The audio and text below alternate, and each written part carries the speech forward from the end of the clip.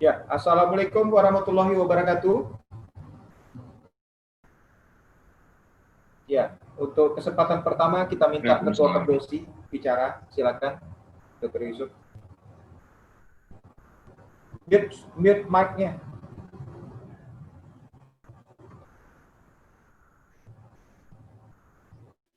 Ya, makasih Dr. Kiking. Assalamualaikum warahmatullahi wabarakatuh. Sebelumnya saya ingin menyapa dulu sejawat dari yang mengikuti webinar pada hari ini dari Sumatera Utara, dari Sumatera Selatan, dan juga dari seluruh Indonesia. Alhamdulillah pada hari ini kita mengikuti webinar dari Perdosi dan kerjasama dengan teman-teman Perdosi dari Palembang. Terima kasih pada pembicara Abangda Profesor Dr. Aldi S. Rambe, spesialis saraf konsultan, Dr. Ahmad Junaidi, spesialis saraf konsultan dari Palembang, kemudian teman sejawat saya Dr. Anggia Lubis, spesialis jantung paru konsultan. Pada hari ini perdana kita akan mulai mengikuti webinar untuk mungkin serial webinar. Ini stroke kemungkinan akan ada 3 webinar yang kita lakukan. Ini tentang iskemik, selanjutnya hemoragik, dan yang ketiga tentang stroke, tindakan hipertensi yang bersifat invasif. Minggu depan Perdosi akan melakukan kegiatan webinar pain yang insya Allah juga akan serial, ada 4 serial. Jadi nanti kerjasamanya tetap kita akan melibatkan beberapa teman-teman dari Perdosi lainnya untuk bisa berkolaborasi, baik itu sebagai host ataupun sebagai pembicara. Tujuannya kerjasamanya adalah meningkatkan hubungan di antara kita teman-teman Perdosi, kemudian juga bisa menambah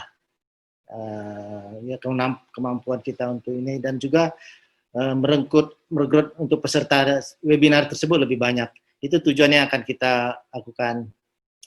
Saya nggak banyak berbicara di sini. Saya ucapkan selamat kepada teman-teman sejawat seluruh Indonesia yang mengikuti webinar pada hari ini. Mudah-mudahan webinar ini ada manfaatnya, karena kita juga akan memberi SKP. Terakhir kepada support kita dari Farmasi PT Kalbe yang telah membantu untuk terselenggaranya webinar ini. Saya ucapkan selamat dan terima kasih pada seluruh pembicara. Terima kasih pada Kalbe, terima kasih pada Dr. Kiking yang bersedia untuk menjadi moderator, dan dia juga sebagai aktif untuk bagaimana webinar ini terselenggara dengan baik.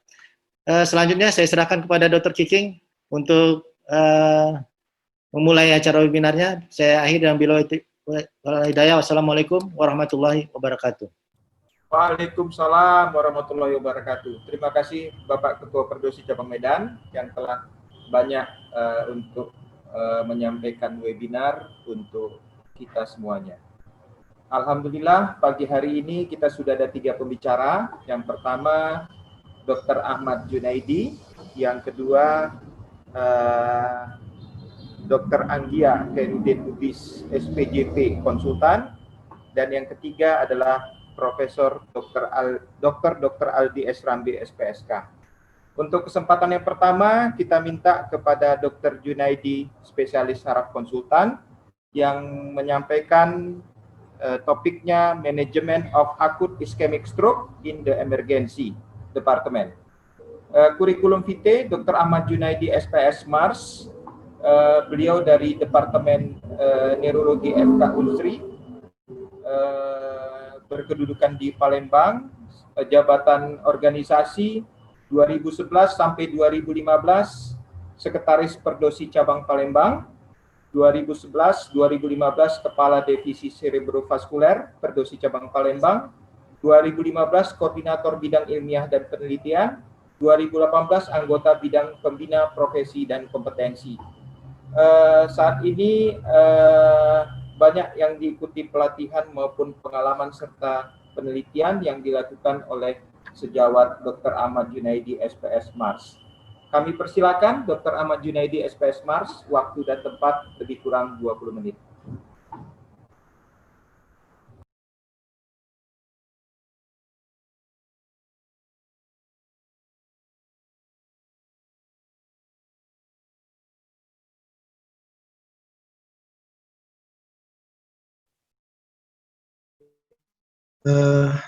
Terima kasih ucapkan kepada Dr. Titing, spesialis saraf konsultan, sebagai moderator pada pagi hari ini.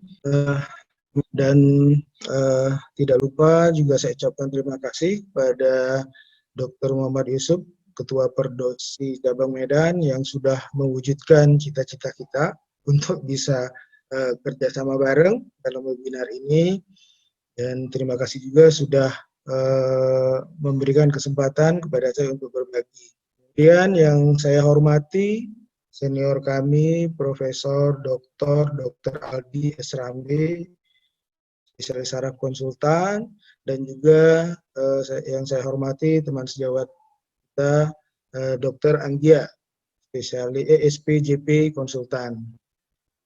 Juga kepada teman-teman sejawat semua, baik itu dari Sumatera Utara atau teman-teman dari Sumatera Selatan, Palembang, dan juga seluruh teman sejawat seluruh Indonesia yang mungkin berkesempatan untuk bisa bergabung pada webinar kita pada hari ini.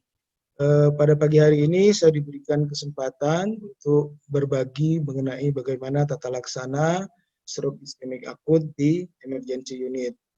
Jadi ada beberapa hal yang mungkin ada di awal-awal, mungkin saya hanya ingin mengingatkan kembali ya, sifatnya bagaimana kita mendiagnosis daripada stroke iskemik, kemudian mengenali gejala dan simptomnya, juga memahami faktor-faktor risiko. Nah, nanti titik beratnya mungkin saya akan lebih ke tata laksana stroke iskemik akut di emergency, yang lebih kepada nanti bagaimana pemberian trombolisis intravena, ya, di mana trombolisis intravena ini nanti yang memang harus kita lakukan untuk tindakan emergensi di emergency departemen terutama. Ya.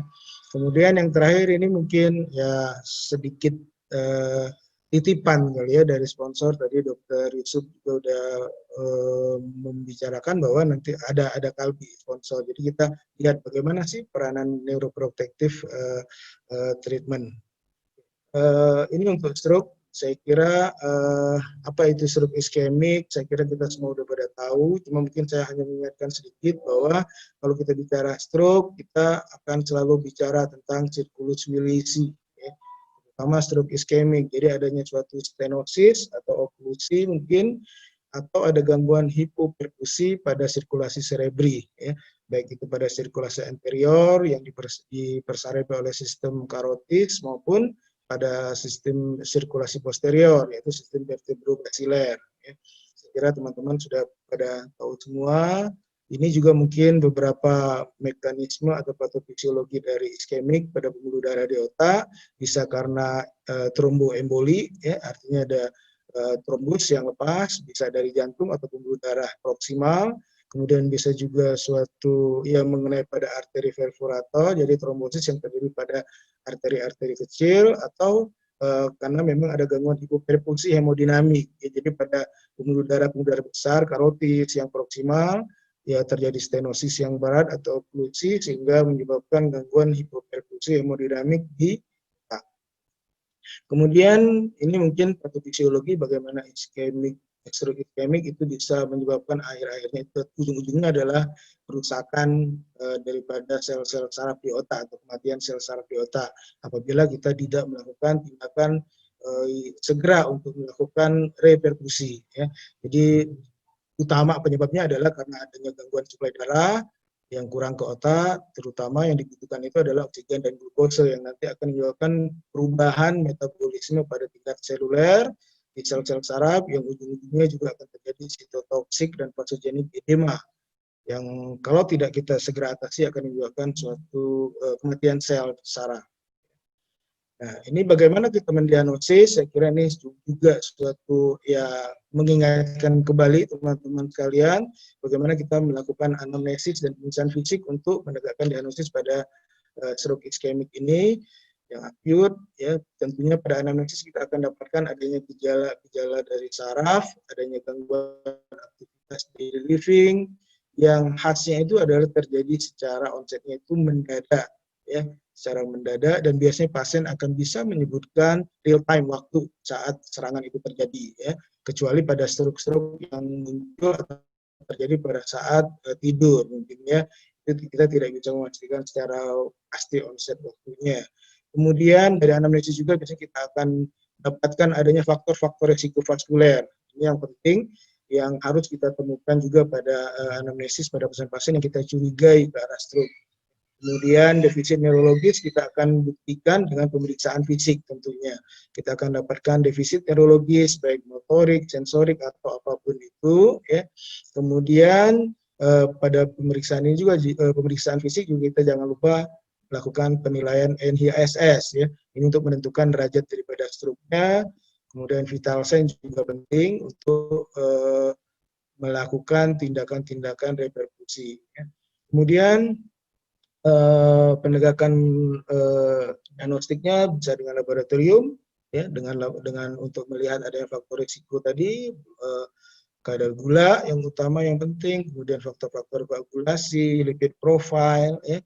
Nah, ini beberapa instrumen diagnostik, ya, yang gold standar biasa kita gunakan tetap karena lebih mudah, lebih cepat, dan harganya mungkin juga lebih murah.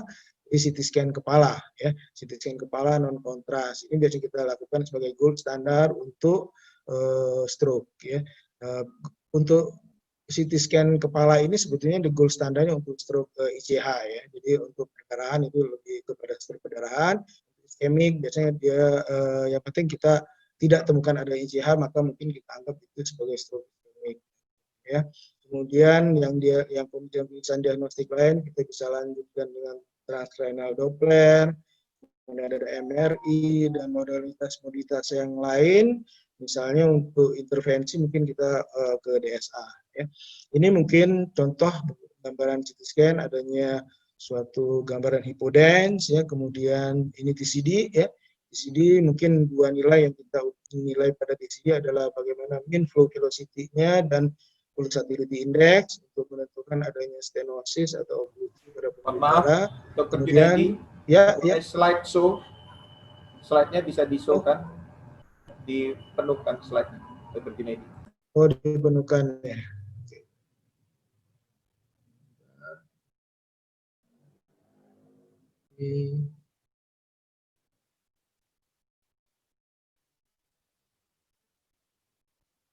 Sorry.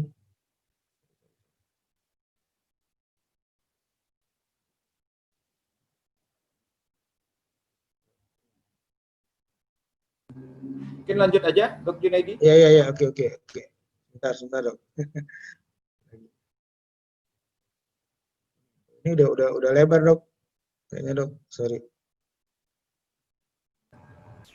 Bagus yang tadi aja nampaknya. Tadi aja, ya. Ya.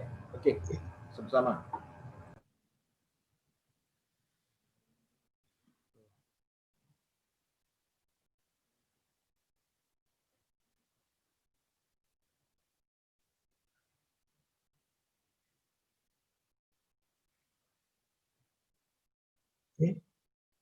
Apa ya?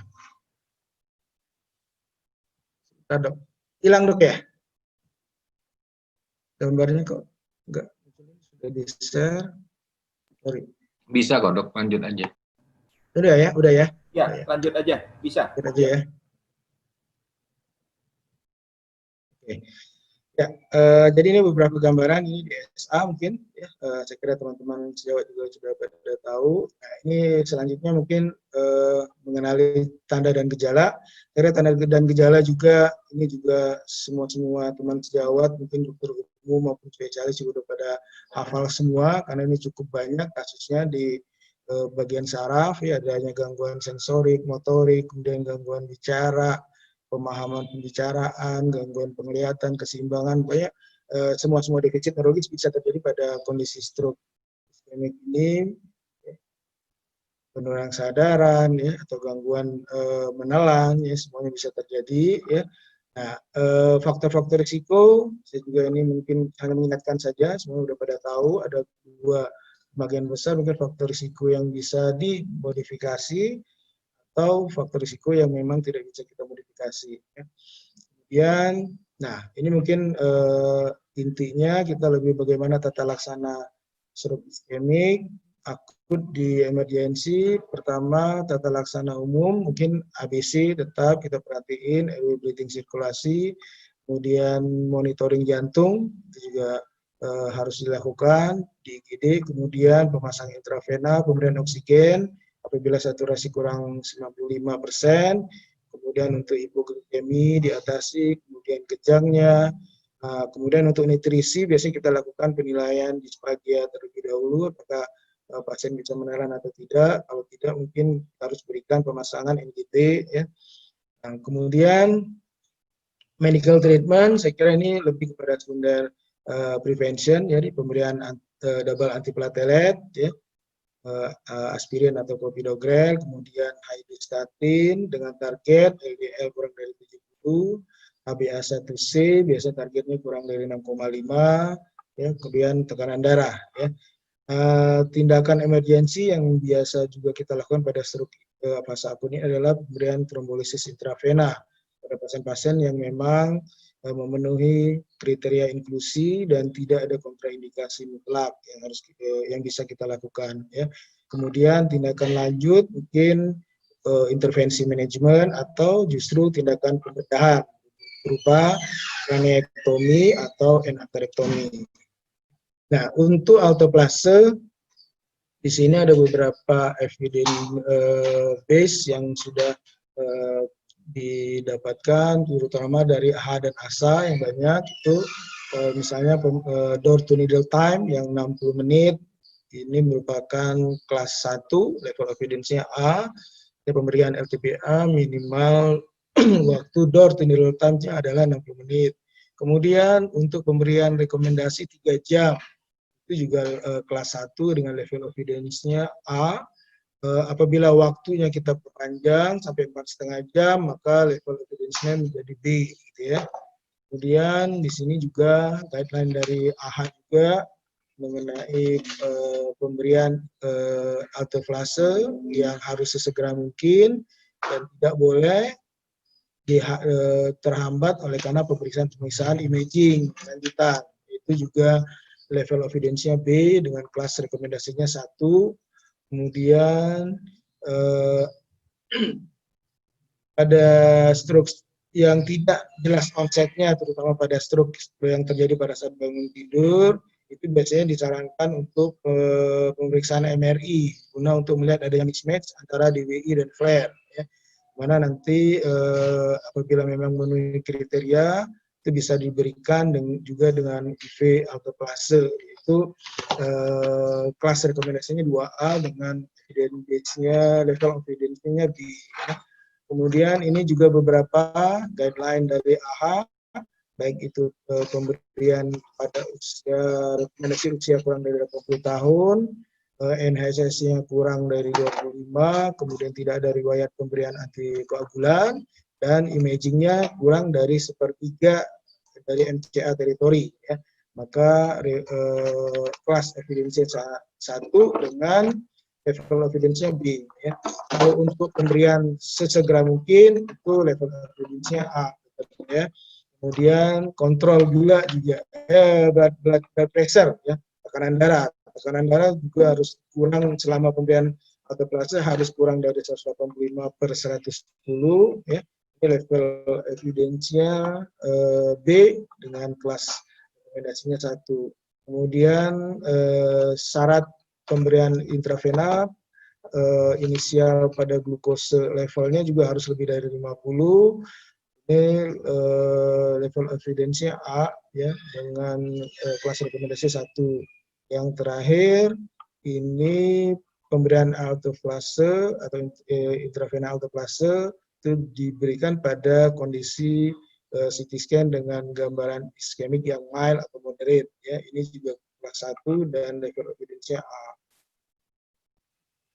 Ini ada grafik algoritma dari AHCLS ya, di mana ditentukan waktu untuk di IGD mungkin triase 10 menit, harusnya penilaiannya, kemudian dari penilaian dari tim stroke-nya atau neurology assessment-nya cukup 20 menit, lalu udah selesai, kemudian CT scan sampai dia dibaca itu 45 menit, sehingga kita masih sisa waktu 15 menit untuk door clinical time 60 menit pada saat kita mau melakukan pemberian RTBA. Kemudian ini juga algoritma untuk manajemen stroke dari BMG ya. Di sini disebutkan juga kurang dari 4,5 jam dan memenuhi kriteria RTBA, maka diberikan RTBA. Apabila lewat dari 4,5 jam, dilihat NHSS-nya kalau lebih dari 6 dan MRS scale-nya kurang dari atau sama dengan 2 dan memang ada oklusi pada pembuluh darah yang besar ya, maka biasanya kita akan lanjutkan dengan tindakan-tindakan endovaskuler ya. Kalau dia lebih dari 5 jam tapi kurang dari 24 jam, itu juga kalau memang ada memenuhi kriteria untuk endovascular treatment, biasanya kita lakukan endovascular treatment. Atau kalau tidak ada atau lebih dari 24 jam, biasanya langsung dirawat di ruangan langsung biasa. Ya. Nah, pada pemberian alteplase ada 4 tahap yang harus kita lalui. Pertama, kita pastikan sebelum alteplase diberikan tidak ada perdarahan. Kemudian diagnosisnya memang benar-benar stroke iskemik. Kemudian beratnya stroke ya kita harus tentukan, karena kalau stroke NHISS-nya tadi lebih dari 25 itu termasuk dalam kontraindikasi untuk pemberian alteplase. Kemudian kontraindikasi yang lain yang harus kita pikirkan. Apabila ini sudah bisa kita lewati, barulah kita bisa memberikan alteplase intravena ya. Ini mungkin contoh gambaran CT scan dengan ICH, adanya lesi hiperintens ya. Kemudian pada step kedua kita harus memikirkan perdarahan dengan CT scan dan memastikan bahwa tidak ada, bukan karena stroke mimik, jadi mungkin karena tumor, infeksi ya, atau yang lain-lainnya. Kemudian dari CT scan juga kita untuk memastikan tidak ada kerusakan yang berat pada CT scan ya. Nah, ini untuk menentukan derajat daripada beratnya stroke bisa dari CT scan atau dari NHISS ya. Pada CT scan biasanya kita nilai aspek score. Aspek score yang direkomendasi atau memberikan hasil outcome yang cukup baik pada alteplase adalah apabila aspek score-nya masih lebih dari 7 ya. Kalau kurang dari 5 biasanya risiko perdarahannya itu akan menjadi bertambah besar ya. Pada NHISS biasanya patokannya adalah dia harus kurang dari 25. Kalau lebih dari 25 artinya stroke yang berat, biasanya kita tidak berikan intravena trombolisis tersebut ya. Atau pada stroke yang minimal stroke atau adanya perbaikan yang cepat, mungkin TIA, perbaikan cepat pada stroke tersebut, maka mungkin trombolisis juga harus ditunda. Kemudian kontraindikasi ini yang telah perdarahan, beratnya stroke, onset lebih dari 4,5 jam, dan kondisi pasien yang tidak stabil atau usia kurang dari 18 tahun atau lebih dari 80 tahun. Ya, saya kira ini sama. Kalau untuk yang tekanan darah mungkin kita masih bisa berikan intervensi yang cepat. Untuk kadar gula juga bisa kita berikan intervensi sebelum alteplase diberikan. Jadi intinya bahwa pemberian trombolitik intravena pertama dia harus dilakukan monitoring yang adekuat ya. Monitoring ini biasanya kita lakukan sampai 24 jam pasca pemberian alteplase dan itu biasa lakukan monitoring yang ketat. Ya, biasanya setelah trombolisis kita akan lakukan perawatan pasien itu di stroke unit. Ya. Atau mungkin kalau teman-teman nggak punya stroke unit, mungkin minimal di high care unit, ya, sehingga pemantauannya akan lebih baik. Ya. Terus juga diberikan oleh Apoplase direkomendasikan biasanya pada pasien pada dokter-dokter yang memang sudah pernah ada pengalaman, ya, yang sudah biasa memberikan dan mempunyai fasilitas monitoring tadi yang cukup baik, gitu ya. Dan alat-alat resusitasi juga harus diberikan pada pemberian Apoplase ini karena bisa terjadi komplikasi. Komplikasinya yang paling sering itu yang pasti ya perdarahan, gitu ya. Perdarahan bisa berupa ICH atau perdarahan bawah kulit, atau perdarahan di gastrointestinal, ya, perdarahan di saluran nafas, atau perdarahan di tempat lain. Ya. Kemudian yang lain juga bisa terjadi anafilaksis. Ya. Nah, ini mungkin yang saya bilang tadi, ini sedikit titipan mungkin dari teman kita Kalpi, ya. Bagaimana sih pemberian neuroprotektif, walaupun secara evidence based sebetulnya memang tidak ada evidence base yang cukup kuat, ya. Tapi paling tidak mungkin kita bisa berikan dengan pertimbangan mungkin kalau seandainya kasus itu kurang lebih dari 4,5 jam, ya artinya kita tindakan reperfusi untuk trombolisis kita tidak ada tempat untuk memberikan, mungkin ada tempat untuk neuroprotektif kita coba berikan. Kemudian adanya data-data mengenai terjadinya reokklusi. Jadi apabila intravena trombolisis sudah diberikan, ternyata terjadi okklusi lagi, gitu ya. Artinya ada sumbatan lagi yang terjadi. Biasanya angkanya bisa cukup besar, ya, di bawah 30% kasus, ya. Kemudian pada endovascular treatment misalnya adanya faktor kegagalan, ya, sehingga dengan pertimbangan-pertimbangan ini mungkin kita bisa mempertimbangkan juga untuk pemberian trombolitik lebih kepada untuk mencegah kerusakan sel-sel akibat lesi iskemik atau memperpanjang proses rekanalisasinya. Kemudian apa saja sih neuroprotektifnya? Saya kira banyak yang masuk dalam neuroprotektif dan mungkin dokter-dokter saraf sudah cukup kenal dengan citicoline mungkin dari teman kita Kalbi, ya. Kemudian apa sih kerjanya citicoline itu? Pertama untuk melakukan perbaikan daripada saraf, kemudian menurunkan volume lesi, ya. Jadi pada beberapa level dari kaskade iskemik ini bisa bekerja citicoline di situ, ya. Jadi untuk pada neurotransmitter juga, pada inhibisi dari fosfolipase, gitu ya, dan memperbaiki membran sel.